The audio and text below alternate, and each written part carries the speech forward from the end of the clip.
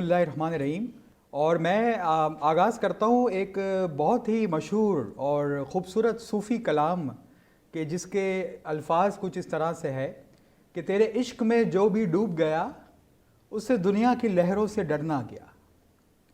اور ناظرین، جب ہم امام اور مرید ریلیشن شپ کی بات کرتے ہیں، جب ہم مرشد اور مرید کے درمیان جو روحانی بندھن ہے، جو اسپریچول بانڈ ہے، جب ہم اس کا ذکر کرتے ہیں تو ہم جانتے ہیں کہ یہ بندھن، یہ بانڈ، یہ رشتہ قائم ہے جس بنیادوں پر وہ عشق اور محبت ہی ہے. عشق اور محبت یہ ایک ایسی چیز ہے جو ایک مرید کو اپنے مرشد کے ساتھ کنیکٹ رکھتی ہے. تبھی تو شاید اقبال نے کہا نا کہ عشق دم جبرائیل، عشق دل مصطفیٰ، عشق خدا کا رسول، عشق خدا کا کلام. اور ناظرین، میں سمجھتا ہوں کہ اگر کسی انسان کو یہ پتہ چل جائے کہ اس دنیا میں کوئی ایسی ہستی ہے، اس دنیا میں کوئی ہے جو اس سے بے پناہ محبت رکھتا ہے، جو اس سے بے پناہ عشق رکھتا ہے، تو میں سمجھتا ہوں کہ ایک انسان کو اگر اس بات کا احساس ہو جائے کہ کوئی ہے جو اس سے بے پناہ لگاؤ، بے پناہ محبت، انکنڈیشنل لو رکھتا ہے، تو زندگی یکسر بدل جاتی ہے، یا میں یہ کہوں کہ زندگی بھرپور ہو جاتی ہے.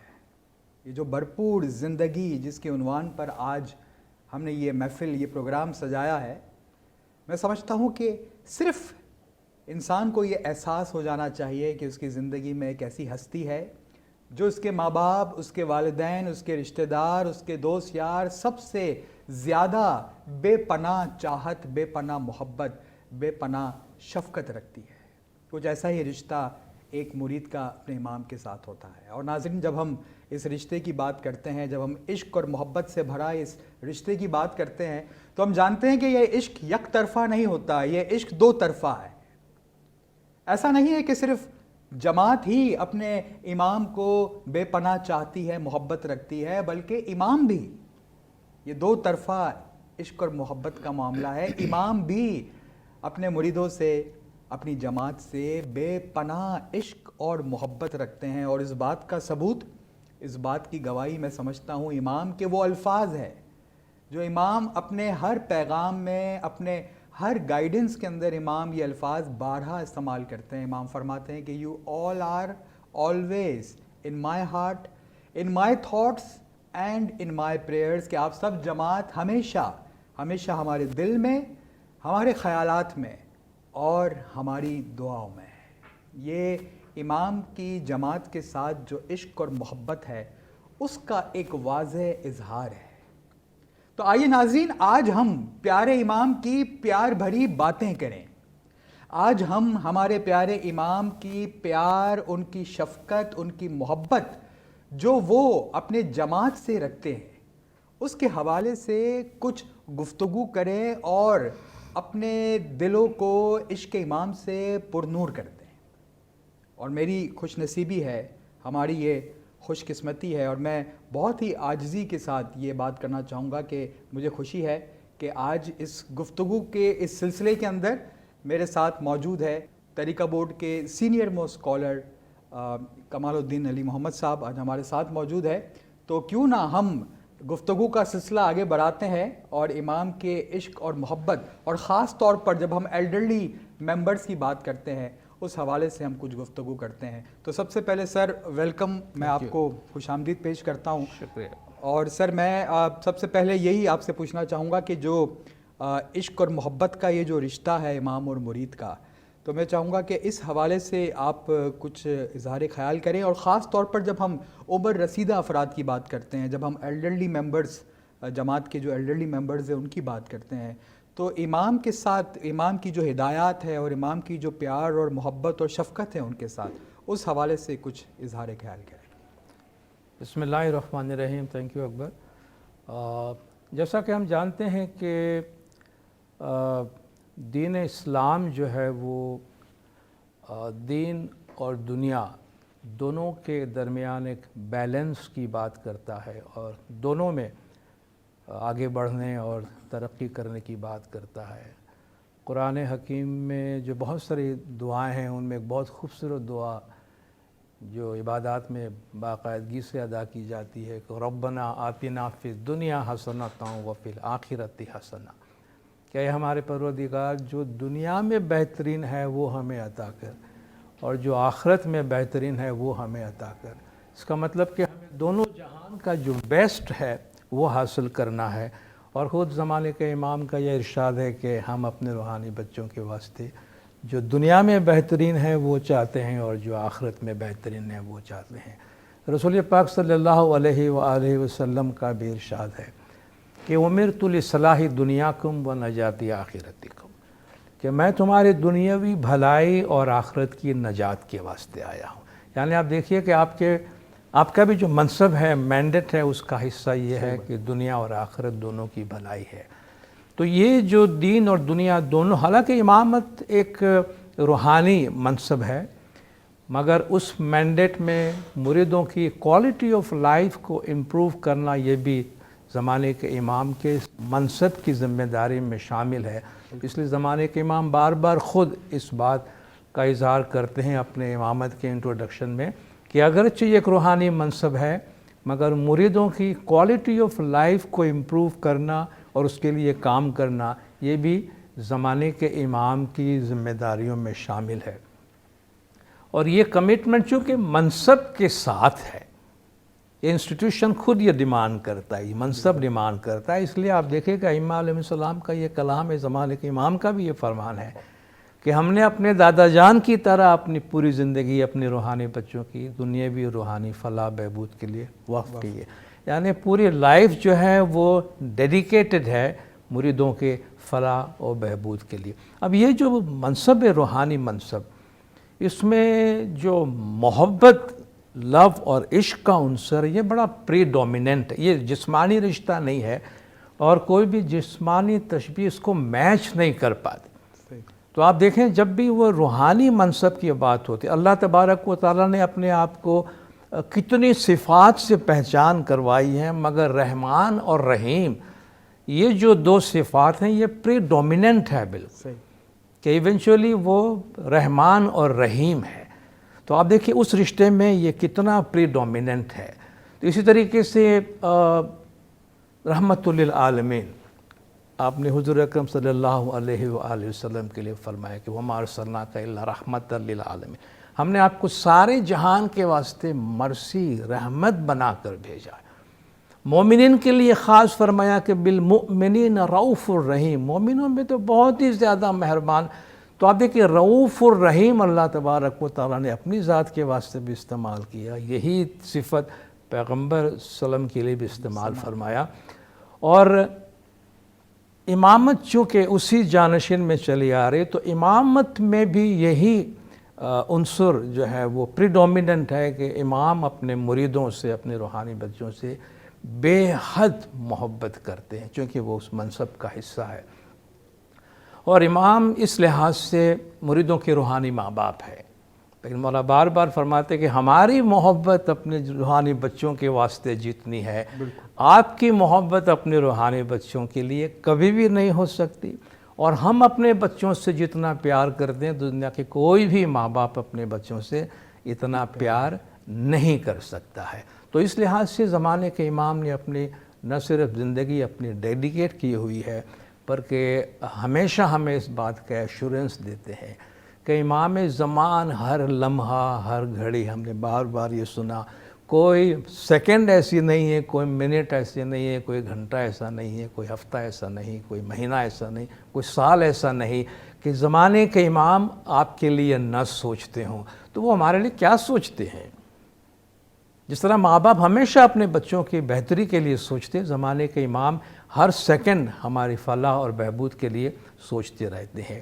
تو آپ نے ایلڈرلی کے حوالے سے جو سوال پوچھا، تو ہم جانتے ہیں کہ پچھلے کئی عشروں سے ماڈرن جو وے آف لائف ہے اس نے خاندانی زندگی کو بہت زیادہ متاثر کیا ہے، اور اس کی وجہ سے وہ جو ہمارا ٹریڈیشنل سیٹ اپ تھا فیملی کا کہ بھئی جنریشن آفٹر جنریشن جو ہے لوگ جوائنٹ فیملی میں رہ رہے ہیں، ایک دوسرے کا خیال کر رہے ہیں، اس پہ بڑا اثر پڑا ہے۔ ماڈرن سوسائٹی کہ اور ماڈرن ڈیمانڈ کا بڑا پریشر پڑا ہے فیملی لائف پہ، تو جس کی وجہ سے اب بزرگوں کو فیملی میں جو کیئر ملنا چاہیے تھا وہ بچے اتنے زیادہ مصروف ہو چکے ہیں کہ وہ کیئر شاید اپنے بزرگوں کو نہیں دے پا رہے ہیں۔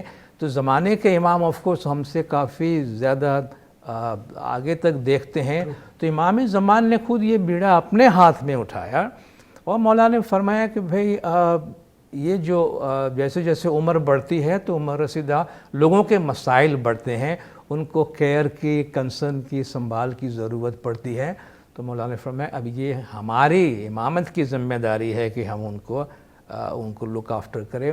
اور گولڈن جوبلی میں خاص طور پر زمانے کے امام نے جو کئی آبجیکٹیوز جماعت کے سامنے پیش کیے، کیونکہ یہ جبلیات جو منائی گئی ہے وہ صرف خوشیاں منانے کے واسطے نہیں ہے، ہر جبلی جو ہے وہ ایکشن اورینٹڈ رہا ہے، آبجیکٹیو اورینٹڈ رہا ہے۔ تو اس میں بھی مولانا نے چند آبجیکٹیوز، چند اہداف، مقاصد بیان کیے، جیسے غربت میں کمی اور غربت کا خاتمہ، اور دوسرا جو اہم آبجیکٹیو تھا وہ یہ کہ ہماری جماعت میں جو عمر رسیدہ لوگ ہیں ان کا خیال کرنا، تاکہ جو ان کی عمر بڑھتی ہے انہیں ایک ڈگنیفائڈ، باوقار اور آرام دہ زندگی فراہم کی جائے، تاکہ اگر عمر ان کی بڑھتی، اس کا مطلب یہ نہیں ہے کہ وہ بے بس ہو جائیں یا وہ ڈپریسڈ رہیں اور سیڈنس میں رہیں، تکلیف میں رہیں، یہ ضروری نہیں ہے، کیونکہ آپ نے یہ بھی فرمایا کہ وقت گزرنے کے ساتھ ساتھ لانجیویٹی بڑھ رہی، عمر میں اضافہ ہو رہا ہے، کام کرنے کی عمر گھٹ رہی ہے۔ تو جو ہم اگر ایج گروپ کا جب ہم بات کریں گے تو آپ دیکھیں گے کہ جو ہمارے بڑھاپے کی عمر ہے یا جو بڑی عمر کا جو ہمارا جو عرصہ ہے نا، وہ ہماری دوسری جو ہمارے مراحل لائف میں آتے ہیں اس کے مقابلے میں کافی لمبا ہے، ایگزیکٹلی کافی لمبا ہے، ٹھیک ہے نا۔ تو مولا فرماتے ہیں کہ ہم کو ایک باوقار زندگی دینا چاہتے ہیں، کیونکہ وقت گزرنے کے ساتھ ساتھ، عمر بڑھنے کے ساتھ ساتھ لوگوں میں اس چیز کی کمی پائی جاتی ہے۔ تو امام زمان نے خاص طور پر بڑی عمر کے لوگوں کو، عمر رسیدہ لوگوں کو یقین دلایا ہے کہ آپ امام کی کیئر اور کنسرن کے بغیر اکیلے نہیں چھوڑ دیے جائیں گے۔ آپ اس بات کا یقین رکھیں کہ زمانے کے امام جو ہیں وہ آپ کا خیال کریں گے اور آپ کا کیئر کریں گے، چونکہ سیلف ریسپیکٹ ہے نا، جس کا ہم کہتے ہیں عزت نفسی، ڈگنیٹی، وقار، یہ چیزیں ہیں، یہ ہمارے ویلیوز ہیں، یہ ہمیں بڑا عزیز ہے۔ یہ تو یہ چیزیں جو ہیں وہ جیسے جیسے ہماری عمر بڑھتی ہے تو وہ چیزیں سفر ہونے لگتی ہے، کیونکہ جب ہم زندگی سے آہستہ آہستہ وڈرا ہونے لگتے ہیں تو ایسا لگتا ہے کہ میرے پاس اب کچھ کام نہیں رہا ہے، یا میری کوئی ضرورت نہیں رہی ہے، یا میں وہ کنٹریبیوشن نہیں دے رہا ہوں، تو وہ عزت نفسی کو ٹھیس پہنچنا شروع ہوتا ہے۔ تو مولانا نے فرمایا ہم اس بات کو یقینی بنائیں گے کہ ہمارے بزرگ جو ہیں وہ ڈگنیٹی کے ساتھ، ڈگنیفائڈ مینر میں اور پیار، محبت اور شفقت میں زندگی گزارے۔ اب زمانے کے امام نے صرف یہ فرمان ہی نہیں فرما دیا جماعت میں کہ یہ ہمارے آبجیکٹیوز ہیں، بلکہ ایکشن پلان دیا، ساتھ ساتھ اداروں کو کام دیا، اداروں کو ذمہ داریاں دی، اور ادارے جو ہیں کس طرح مصروف ہو گئے وہ ہم دیکھ سکتے ہیں کہ پچھلے 10-12 سال کے دوران جماعت میں ہمارے بزرگوں کی زندگی کو لے کر کتنی زیادہ اویئرنیس آئی ہے جماعت میں، کتنی زیادہ ان میں بیداری آئی ہے کہ یہ ہمارا ایک بہت بڑا شعبہ ہے جو نگلیکٹ ہو رہا ہے۔ اور دوسری چیز جو ہمارے ایلڈرلی ہے، عمر رسیدہ لوگ ہیں، ان میں بہت زیادہ کانفیڈنس آیا ہے، جیسا آپ نے ابھی کہا کہ جب ہمیں یہ معلوم ہو کہ ہمیں بہت زیادہ پیار کرنے والی کوئی ہستی دنیا میں موجود ہے، بھلے کوئی بھی ہمیں چھوڑ دے لیکن وہ امام ہمیں نہیں چھوڑے گا، تو آپ سوچ سکتے ہیں کہ وہ ان کو کتنا زیادہ کانفیڈنس آ جاتا ہے کہ جیسے ایک بچہ ماں کی گود میں بیٹھا ہو تو ہر فکر سے وہ آزاد ہوتا ہے کہ میرا کون کیا بگاڑے گا، میں اپنی ماں کی گود میں ہوں۔ تو جب ایک مرید کو یہ احساس ہوتا ہے کہ میرے امام نے فرمایا کہ میں تمہارا خیال کروں گا، تو ان میں بہت زیادہ کانفیڈنس، اور وہ پھر بے فکر ہو جاتے ہیں کہ بھائی مجھے کسی چیز کی فکر نہیں ہے اور کسی چیز کا جو ہے وہ ڈر نہیں ہے۔ تو آپ نے بالکل صحیح فرمایا کہ زمانے کے امام کی جو मोहब्बत हमारे वास्ते है। हमारी मोहब्बत न तो उसको कभी मैच कर पाएगी और न ही उसका जितना शुक्राना अदा करना चाहिए इतना हम कभी नहीं कर पाएंगे। तो मैं तो ये सजेस्ट करता हूँ हमेशा कि एक दुआ हमेशा मौला से मांगनी चाहिए कि या मौला हमें जितना आपका शुक्र अदा करना चाहिए इतना हम नहीं कर पाते हैं, तो प्लीज़ हमको माफ़ कर देना, क्योंकि हम इसको मैच नहीं कर पाएंगे। बहुत खूब, बहुत सर, बहुत ज़बरदस्त। और वाकई मैं नाजरीन जो हमारे ख़ास तौर पर एल्डरली मेंबर्स जो सुन रहे हैं, मैं इनको ये कहना चाहूँगा कि हमारी ये खुश नसीबी है कि ज़माने के इमाम और इमाम के इस नूरानी छत्र छाए में हम जमात जो बैठी हुई है कि हर वक्त इमाम की शफ़क़त, इमाम की मोहब्बत, इमाम की हिदायत हमारे साथ है, जो सर ने बहुत खूबसूरत अंदाज में शेयर की। सर मैं एक सवाल ये भी पूछना चाहूँगा कि जब हम ये लफ्ज़ उम्र रसीदा की बात करते हैं, जब हम एल्डरली मेंबर्स या बुज़ुर्ग की बात करते हैं, तो इससे क्या मुराद है? और क्या इन बुज़ुर्गों के अंदर भी कोई कैटेगरीज़ या कोई ऐसी अक़साम पाई जाती है? इस हवाले से भी अगर आप कुछ अपने ख़्याल का इज़हार करें। तो देखिए, अब जनरल कैटेगरीज तो डेफिनेटली, पहली बात तो ये है कि जो भी दुनिया में पैदा हुआ है उनको तो गुजर जाना है, ठीक है। अब कहते हैं लोग हमने अपनी पैदाइश तो हमने देखी है, पता नहीं आप अपनी मौत देखेंगे, क्योंकि मरते वक्त किसी को नहीं पता चलता कि वो मर रहा है, मगर फिर भी ज़िंदगी गुजार ली है, ठीक है। तो जीना मरना ये तो हमारे सामने है, मगर जो ज़िंदगी गुजारना है वो हमारे सामने है, और एक बड़ी ज़िंदगी जो है वो हम गुजारते हैं। कहते हैं ज़िंदगी जो है वो 3 सफ़ात की एक किताब है। पहला सफ़ा आपकी पैदाइश है, वो सफ़ा भर गया है। सही। दूसरा आखिरी सफ़ा जो है वो मौत है, उसमें भी लिखने की गुंजाइश कुछ नहीं बचती, तो आपके हाथ में एक पेज रह जाता है, और वो पेज वो है कि आप कैसे अपनी ज़िंदगी गुजारते हैं। सही। और वो हमारे हाथ में है। जिस तरह आपने कहा कि एक भरपूर ज़िंदगी गुजारे, every day of the life should be lived.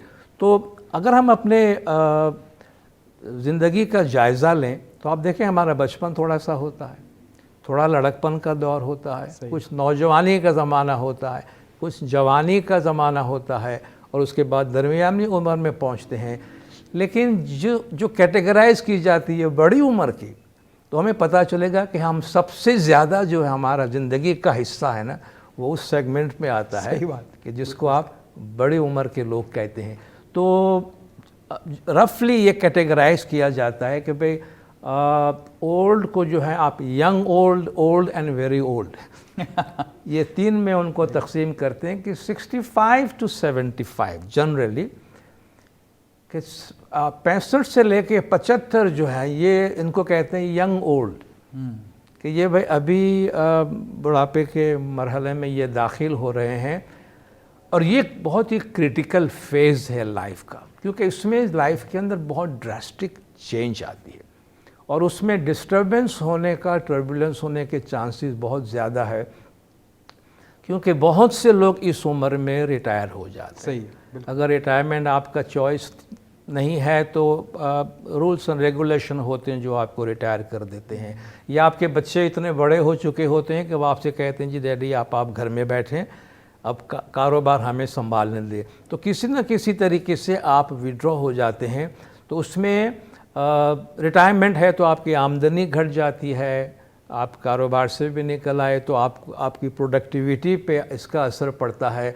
तो ये जो एक डिमिनिशिंग इनकम है कि हमारे इनकम में कमी होने लगती है, हमें ऐसा लगता है कि हम कम कर रहे हैं, और रफ्ता रफ्ता हमारी हेल्थ जो है वो भी हमें जवाब देने लगती है, क्योंकि पहली दफ़ा हमें इस बात का एहसास होने लगता है कि अब वो बात नहीं रही है, क्योंकि जो बात मैं 10 साल पहले, 20 साल पहले कर सकता था अब नहीं, पता नहीं क्यों मुझे थकन लग रही, तो ज़ाहिर आसाब जवाब देने लगते हैं।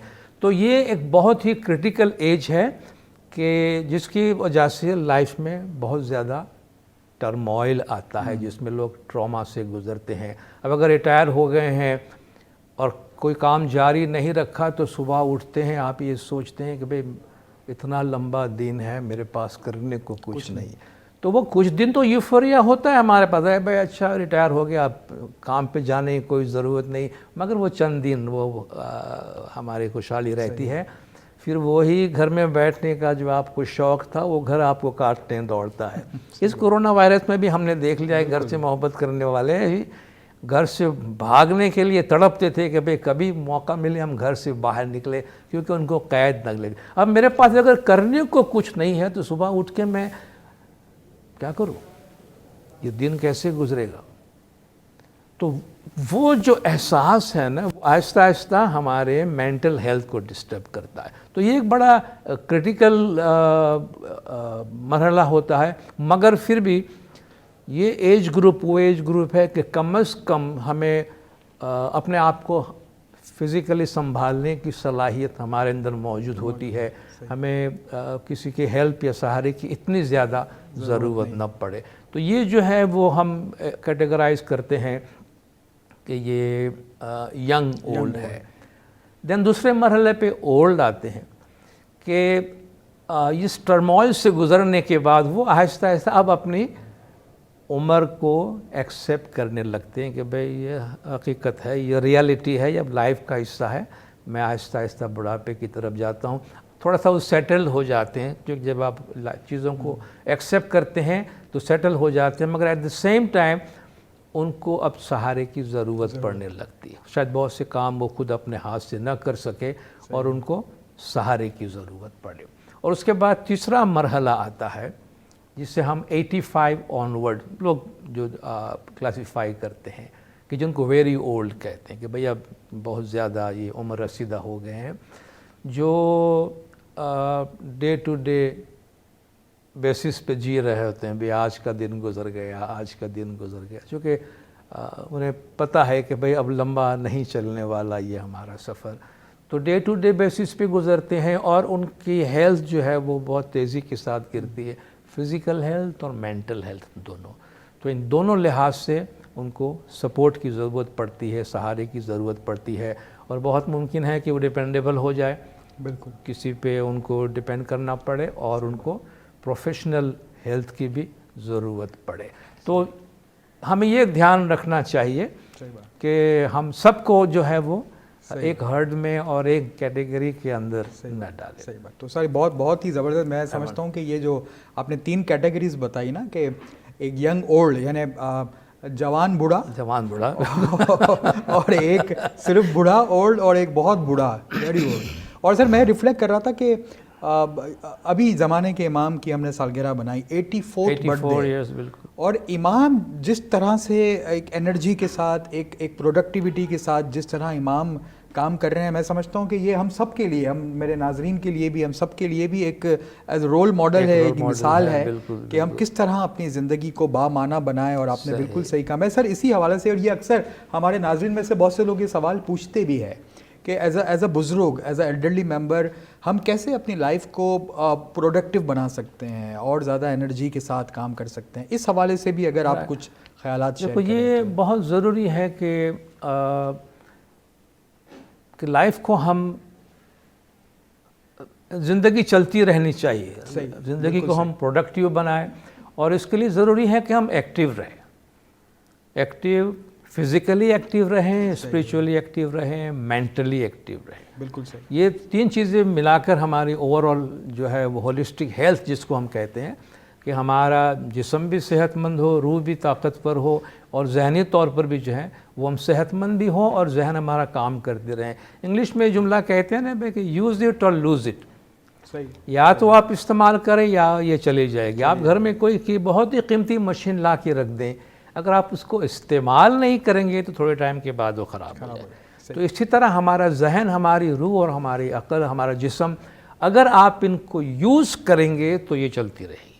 اگر آپ نے چھوڑ دیا, اس کو استعمال نہیں کیا, تو آہستہ آہستہ ان کی صلاحیتیں جو ہے وہ کم ہو. ہمیں فرمان میں بھی یہ ملتا ہے کہ you are never too old, آپ کبھی بھی اتنے بوڑھے نہیں ہیں.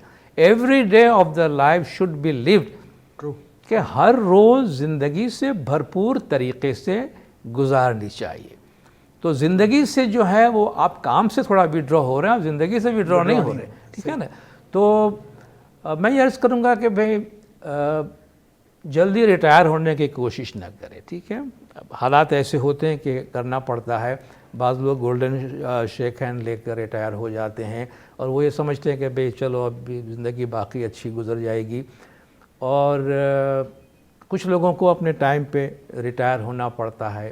تو اگر آپ کا اپنا کام ہے، اپنی چیزیں ہیں، اپنا بزنس ہے، تو آپ جلدی سے ریٹائر نہ ہو، آپ اس میں سے جلدی وڈرا نہ ہو۔ بے شک آپ اپنی مصروفیات میں وقت کے ساتھ ساتھ، عمر کے ساتھ ساتھ تھوڑی کمی کریں، لیکن آپ اپنے آپ کو مصروف ضرور رکھیں۔ اگر ہمارے پاس چوائس نہیں ہے، بھئی میں تو جاب کرتا ہوں، مجھے ریٹائر کر دیا گیا ہے، فائن، ریٹائر کر دیا گیا اگر آپ کو 60 سال کی عمر میں، تو 60 سال میں آپ نے کچھ تو کیا ہے نا، تو وہ 60 سال جو آپ نے گزارے، اس میں جو تجربات آپ نے حاصل کیے ہیں، آپ اس پہ بلڈ کریں۔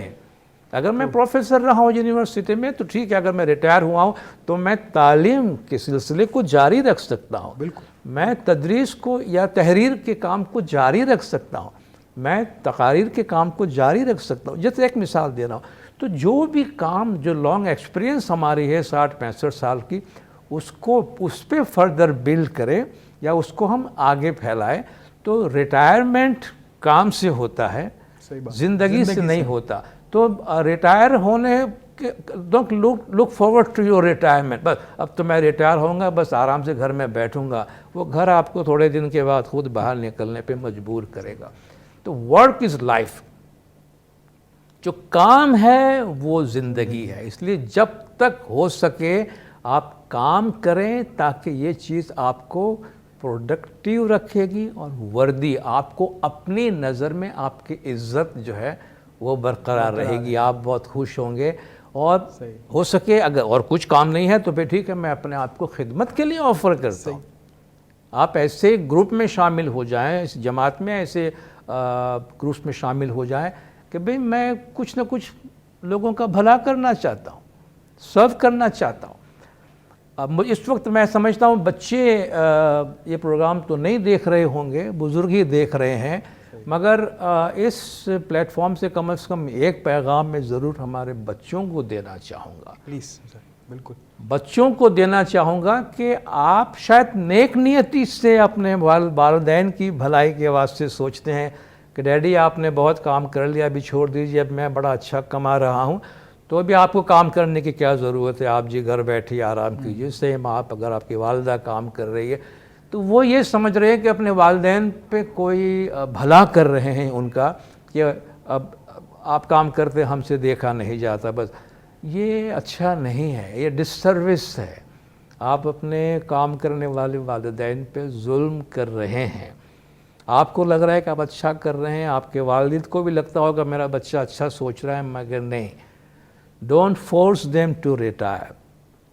اگر وہ ریٹائر ہوتے ہیں کام سے، جاب سے، تو ان کو انکریج کریں کہ ڈیڈی آپ کوئی اور کام اس پہ آپ بلڈ کریں، ہم آپ کی ہیلپ کرتے ہیں، کیونکہ try to keep them busy, ان کو کام میں مصروف رکھیے۔ پیسے کی بات نہیں ہے کہ بھی والد صاحب کماتے ہیں کہ نہیں کماتے ہیں، ماما کماتی ہے کہ نہیں کماتی ہے، یہ ان کے اندر یہ احساس ہے کہ وہ پروڈکٹیویٹی، کہ انہیں یہ احساس رہے کہ ہم کوئی پروڈیوس کر رہے ہیں، اور ان کو اپنا وردینس کہ بھئی میری کوئی قدر و قیمت ہے، میں کچھ کر رہا ہوں۔ تو کبھی بھی آپ یہ نہیں سمجھنا کہ آپ اچھا سوچ رہے ہیں کہ آپ اپنے والدین کو ان کے کام کاج سے وڈرا کر کے اور گھر پہ بٹھا دیں کہ ڈیڈی آپ نے بہت کیا، اب آپ آرام کریں، ہم کمائیں گے اور آپ کھائیں گے، یہ زیادہ عرصہ تک راس نہیں آنے والا۔ تو فزیکلی، اسپریچولی، مینٹلی اپنے آپ کو بزی رکھیں، باڈی کے لیے آپ کیپ موونگ، اپنا کام خود کرتے رہیں، ہلکی پھلکی ایکسرسائز کریں، واک کریں، لیکن کسی نے بڑی اچھی بات کہی کہ چپ مت بیٹھ، کچھ کیا کر، کپڑے پھاڑ اور سیا کر۔ کچھ نہیں کر سکتا ہے تو کم سے کم یہ بھی ایک کام ہے کہ کپڑے پھاڑ اور سیا کر، مگر خاموش مت بیٹھ، کیونکہ یہ مشینری تیری جو ہے وہ رک جائے گی۔ انگیج ہونا بہت ضروری ہے کہیں۔ اپنے سول کو، اپنی روح کو بیزی رکھیں۔ اب ٹائم آپ کے پاس زیادہ ہے تو تسبیح میں، میڈیٹیشن میں، کانٹمپلیشن میں، دوسرے کی مدد میں، عبادت بندگی ذکر میں اپنا وقت گزاریں، تو ہماری روح کو بھی ورزش ملتی رہے گی، تندرست رہیں گے، اور ہمارے ذہن کو تندرست رکھنے کے واسطے کیپ لرننگ، سیکھنے کی کوشش کریں۔ مولا بھی فرماتے ہیں نا learn and learn and learn and learn and learn. یہ ایک لائف لانگ لرننگ ہے. فارمل لرننگ اور انفارمل لرننگ. اب میں اس عمر میں شاید کالج یونیورسٹی نہ جا سکوں لیکن اچھی کتاب تو پڑھ سکتا ہوں, میں سیکھ تو سکتا ہوں. Try to learn something new every day. ہر روز کچھ نہ کچھ نیا سیکھنے کی کوشش کرے, چونکہ یہ ہمارے ذہن کی غذا ہے. اچھی کتابیں پڑھیں, یا سینئرز کے لیے کتنی کلاسز چل رہے ہیں, کتنے آن لائن کورسز چل رہے ہیں, ٹھیک ہے, ہم ان میں شامل ہونے کی کوشش کریں. اگر ہم ٹیلی ویژن کے سامنے بیٹھ کر بھی وقت گزارتے ہیں تو ٹیلی ویژن بھی بہت کچھ سکھاتا ہے. صرف ڈرامہ اور فلموں میں اپنا وقت نہ دیں, ہم اس میں انسپائرنگ پروگرامز, انسپائرنگ لیکچرز آتے ہیں, اس میں ایسی سائنس کے ایسے پروگرامز آتے ہیں جو ہمیں سکھاتے ہیں. تو یہ ساری چیزیں جو ہے وہ بہت امپورٹنٹ ہے کہ ہم اپنے آپ کو جو ہے وہ ایکٹیو رکھیں, اور جب تک ہم اپنے آپ کو ایکٹیو رکھیں گے ہمیں کبھی احساس نہیں ہوگا کہ بھئی یہ بڑھاپا ہمیں ٹچ کر گیا ہے. کیا بات ہے, بہت زبردست. اور ناظرین میں سے مجھے پورا یقین ہے کہ بہت سارے ہمارے ایلڈرلی ممبرز اپنی فیملی کے ساتھ, کچھ یوتھ بھی آج ہمارے ساتھ جڑے ہوئے ہیں, اور سر نے جو میسیجز دیے ہیں وہ میں سمجھتا ہوں بہت پریکٹیکل اور بہت امپورٹنٹ ہے. سر میں ایک اور سوال جو میں سمجھتا ہوں کہ بڑا امپورٹنٹ بھی ہے اور بہت ساری اس کے اندر کچھ مس انڈرسٹینڈنگ بھی پائی جاتی ہے, اور وہ ہے کہ بزرگوں کے لیے ول بنانا کتنا امپورٹنٹ ہے. وصیت کرنا کچھ لوگ سمجھتے ہیں کہ نہیں یہ اس کی ضرورت نہیں ہے, یا مختلف قسم کی کچھ مس انڈرسٹینڈنگ پائی جاتی ہے. تو آپ کا اس بارے میں کیا رائے ہے؟ دیکھیں یہ بہت امپورٹنٹ چیز ہے. میں اس کے دو پہلوؤں سے بات کروں گا. پہلی بات تو ہم بزرگوں کی بات کر رہے تھے تو ان سے ہم یہ ایڈوائس دیتے ہیں کہ بھئی جوانی میں جو بوجھ آپ اٹھائے پھرتے تھے تو بڑھاپے میں بھی اسی کو اٹھا کے نہ پھریں. صحیح, ٹھیک ہے نا. بالکل. ابھی آپ تھوڑے ہلکے پھلکے ہو جائیں تو ظاہر ہے ہم اگر فل ڈے کام کرتے تھے, ابھی ہم ہاف ڈے جاتے ہیں, چند گھنٹوں کے لیے جاتے ہیں, تو اپنے آپ کو تھوڑا لائٹ کر لیں, اپنے آپ کو جو غیر ضروری بوجھ ہے اپنے اوپر سے آپ اٹھا لیں. چھوٹے چھوٹے پیٹی جو دنیاوی معاملات ہیں ان میں آپ زیادہ اپنا وقت ضائع نہ کریں. تو آپ اپنے آپ کو لائٹ کرنے کے واسطے آپ نے اگر ٹھیک ٹھاک جائیداد وغیرہ بنائی ہوئی ہے اور آپ کو یہ فکر ہے کہ اب اس کا کیا کرنا, تو یہ بھی آپ کے اوپر ایک بوجھ بھی ہے. اور اگر آپ اس کا کوئی مناسب فیصلہ کر کے نہیں جاتے ہیں تو آپ جانتے ہیں کہ یہ چیزیں ایسی ہیں بعد میں اس کے اوپر جھگڑے ہوتے ہیں. تو یہ بہت ہی دانشمندانہ مشورہ ہے تمام والدین سے کہ آپ اپنا ول ضرور بنائیں. یہ تو قرآن حکیم میں اللہ تعالیٰ کا بھی ارشاد ہے. بالکل, کہ بھئی آپ اپنا وصیت نامہ کر جائے تاکہ آپ کے پاس جو چیزیں ہیں آپ کی مرضی کے مطابق آپ اپنی زندگی میں, آپ کو سب کچھ ابھی دے نہیں دینا ہے کہ آپ گھبرا رہے ہیں کہ سب کچھ ہمارے ہاتھ سے چلا جائے گا. اور ول جو ہے وہ کوئی ہمارا ڈیتھ وارنٹ نہیں ہے کہ ہم اپنے موت کے نامے پر ہم سگنیچر کر رہے ہیں. It is a fact. کوئی بھی 1000 سال تو جینے والا نہیں ہے, تو ایک دن ہمیں یہ سب کچھ چھوڑ کے جانا ہے. تو ہم اس عمر پہ پہنچ جائے کب ہم اس ہوش میں ہی نہیں ہے کہ ہمیں معلوم ہی نہیں کہ ہمارے پاس کیا ہے کیا نہیں ہے, کس کو دینا کس کو نہیں دینا.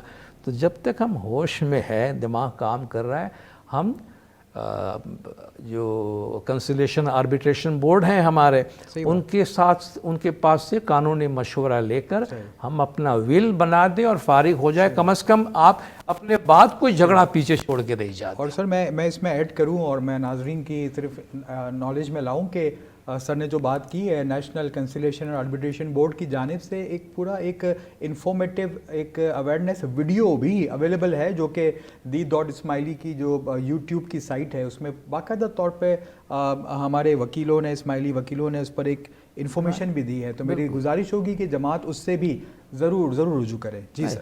تو عمر کے لحاظ سے یہ ہماری زندگی کی شام ہے, ٹھیک ہے نا. جب ہم بڑی عمر کے آتے ہیں تو شام ہوتی ہے, پھر سورج ڈھلتا ہے اور پھر غائب ہو جاتا ہے. تو زندگی کی شام کو زندگی کی صبح کی طرح نہیں گزارنی چاہیے, ٹھیک ہے نا. تو شام کو آدمی کام کاج سے گھر لوٹتا ہے, صبح کام پہ جاتا ہے. تو ہم اس شام کو اب کام پہ جانے والے نہیں ہیں, تو آپ چیزوں کو وائنڈ اپ کرنے لگتے ہیں. تو یہ بڑی دانشمندی ہے کہ گریجولی ہم اپنے آپ کو وائنڈ اپ کریں اور کوئی खामखा की दुनियावी चीज़ों की पेटी मैटर्स, छोटी छोटी चीज़ों के साथ बहुत ज़्यादा हम वाबस्ता करके अपने आप को तकलीफ़ न पहुंचा। एक बहुत ही मशहूर जो साइको एनालिस्ट है और थेरापिस्ट है और काउंसलर है, वो कहते हैं कि जब मैं अपनी साइकोथेरापी कर रहा था और काउंसलर था, तो बहुत से पेशेंट्स के घर पे मुझे जाना पड़ता था क्योंकि वो आ नहीं सकते थे मेरे पास। क्या मेरी एक पेशेंट थी, लेडी थी, उसके पास में जाता था जवानी के दिनों में। वो अच्छी टीचर थी, मगर उम्र बढ़ गई तो कैंसर ने घेर लिया उसको आकर। तो मैं जाके कुछ बैठता था उसके साथ, हाथ पकड़ के कुछ उसको उम्मीद दिलाता था, तो उसको थोड़ा सुकून मिलता था और आराम मिलता था। कहते एक दफ़ा मैं जब उसके पास गया कि वो काउंसलर है, मेंटल साइंटिस्ट है, का मुझे घर की एनर्जी भी बहुत ज़्यादा नेगेटिव नज़र आई और मैंने देखा कि वो खातून जो है वो बहुत ज़्यादा बेचैन है, बहुत ही ज़्यादा बिटर है, काफ़ी बहुत तकलीफ़ में। तो मैंने पूछा क्या बात है? तो उसने कहा कि भाई मेरी जो डायमंड की रिंग है वो गुम हो गई है। अच्छा, उसका जो कैंसर था वो इतना फैल चुका था कि डॉक्टर ने उसको 3 से 4 महीने की मोहलत दी थी कि इससे ज़्यादा ये नहीं जिएगी। वो कहता है वो इतनी बेचैन और इतनी बिटर और इतनी नेगेटिव गुस्से में उसकी एनर्जी है कि मेरी डायमंड की रिंग गुम गई है और मुझे यकीन है कि वो नर्स जो चंद घंटे के लिए मेरे पास आती है उसने मेरे हाथ से ये चुरा के लिया है। तुम बताओ कि मुझे पुलिस को फ़ोन करना चाहिए या मैं उस नर्स को बुलाकर मैं कन्फ्रंट करूं, उसके साथ झगड़ा करूं?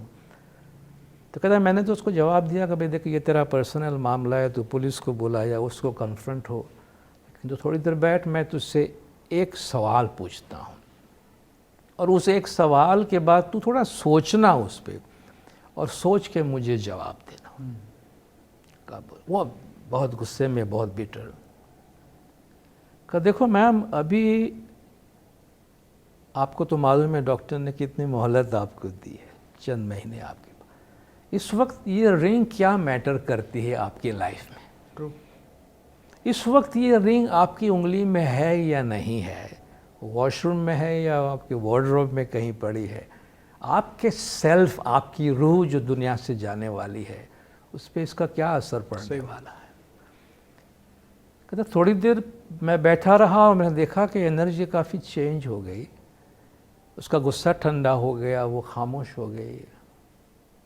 कहते हैं वाकई मेरे पास ये अंगूठी है या नहीं है, इससे मेरी ज़ात, मेरी रूह पे कोई फ़र्क नहीं पड़ता। मैंने सूट पहना है या शलवार कमीज़ पड़ा है, इससे मेरी ज़ात पे तो कुछ नहीं, मुझे इसमें से कोई भी चीज़ लेके तो छोड़ के ही जाना है।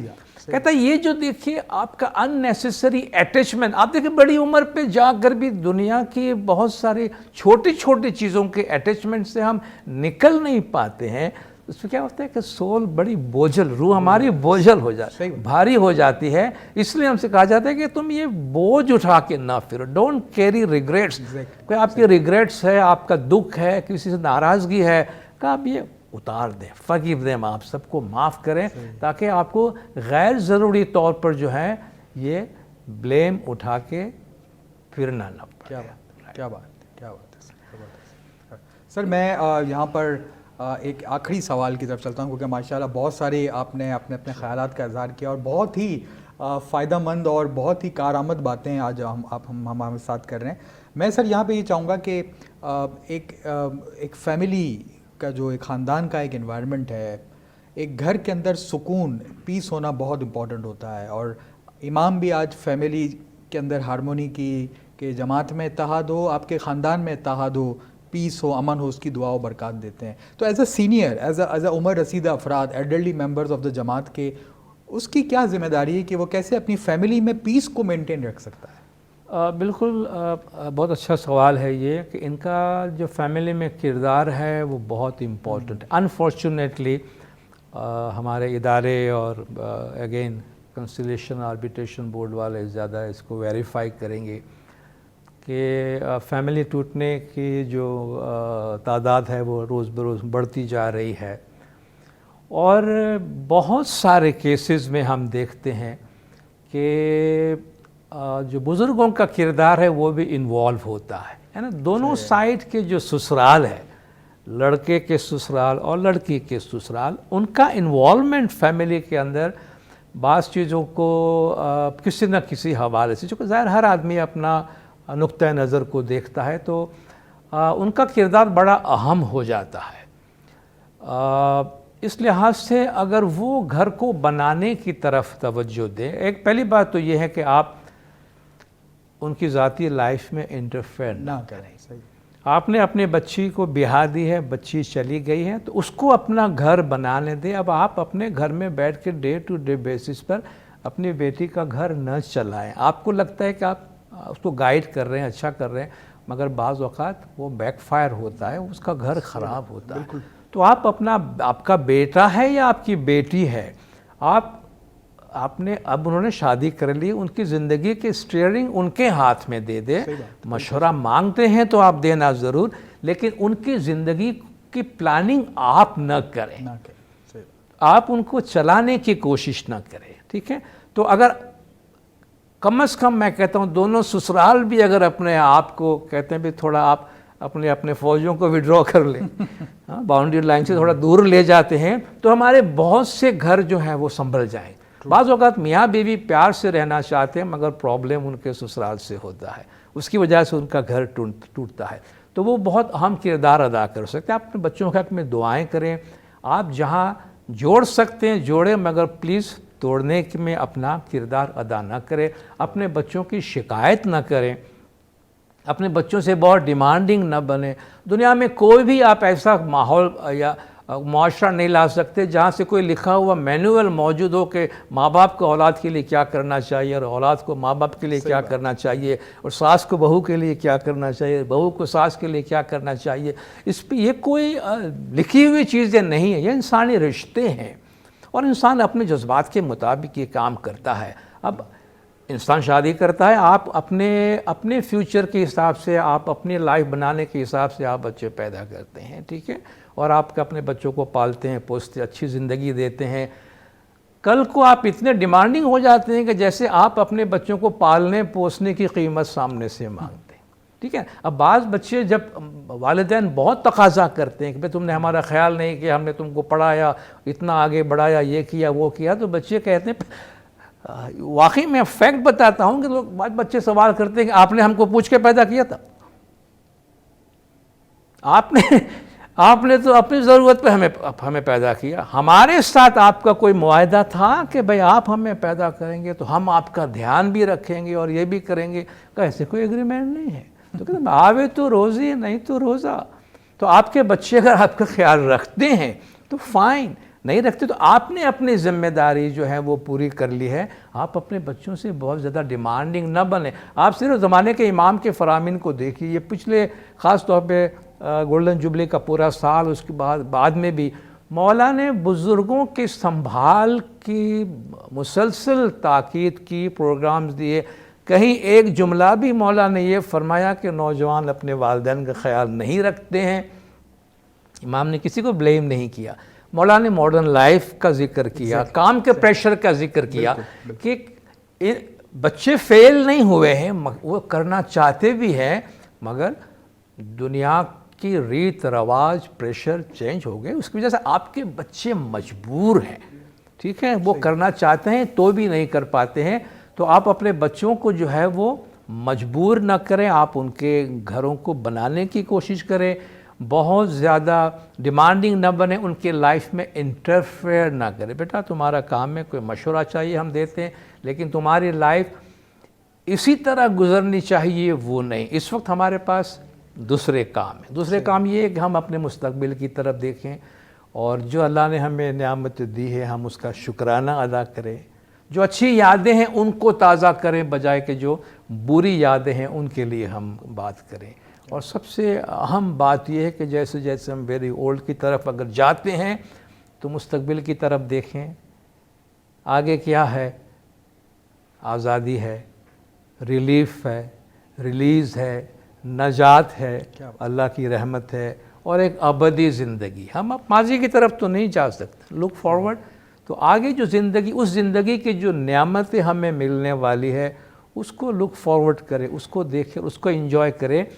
اس وقت دنیا کی پیٹی میٹرز میں داخل ہو کر اور انوالو رہ کر اپنی روح کو بوجھل بنانے اور اپنے آپ کو بھاری کرنے میں کوئی حکمت نہیں ہے۔ کیا بات ہے سر، تھینک یو۔ آئی تھنک سر بہت زیادہ میرے خیال سے بہت سارے اور بہت زیادہ اپنے آج ہمارے ساتھ اپنے میسیجز اپنے خیالات شیئر کیے، اور مجھے امید ہے کہ ناظرین کو بھی آج بہت سارے پیغامات آج ناظرین نے اور ان کی فیملیز نے بھی لیے ہوں گے۔ میں اپنی جانب سے میں سر آپ کا بہت تھینکس، بہت ہی عاجزی کے ساتھ میں آپ کا شکرانہ ادا کرتا ہوں کہ آج آپ نے وقت بھی نکالا اور ہمارے ساتھ اپنے خیالات شیئر کیے۔ اور میں ناظرین سے خاص طور پر ہمارے جو ایلڈرلی ممبرز ہیں ان کو ایک میسیج ضرور دینا چاہوں گا اس شعر کی زبانی، کہ کہتے ہیں نا کہ سفر کا مزہ لینا ہے تو ساتھ میں سامان کم رکھیے، زندگی کا مزہ لینا ہے تو دل میں ارمان کم رکھیے۔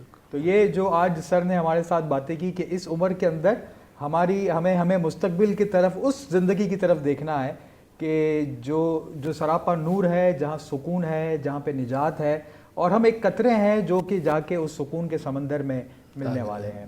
تو آپ اپنا بہت خیال رکھیے گا اور ہمیں اجازت دیجیے۔